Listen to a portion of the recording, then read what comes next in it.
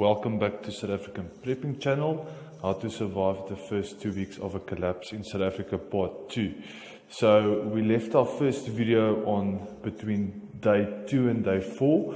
So what we are suspecting to be happening between day 2 and day 4 is that many people will start to realize that something is not right in South Africa, and they will start to do panic buying. You will find long queues at the petrol stations, as well as long queues at most of the retail stores. People trying to buy last minute because they realize that something is not right.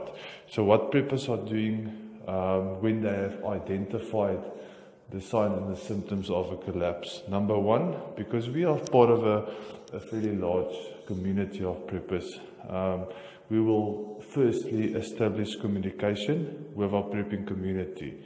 Number two, we will safely try and use the spare cash that we've stored up over the years to fill up our vehicles, and we will try and buy extra prepping food for just in case, to stockpile with our existing prepping that we've stored up over the years. Number three, preppers will be packing, and we will make ready and fix our vehicles up and make sure that we are ready to jump into our vehicles and execute our exit strategy at a minute's notice.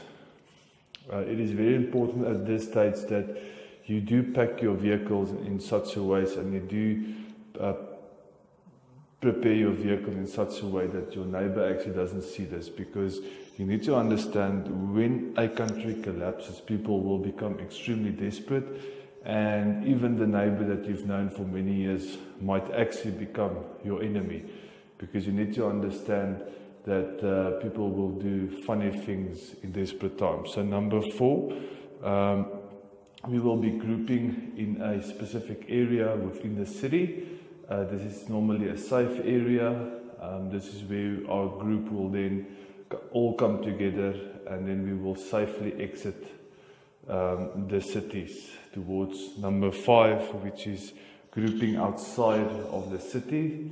And from this position, we will then make an analysis to see whether we should then go back or we should proceed to our safe zone or our green zone, and our green zone, which will then become a permanent place should the whole South Africa system collapse.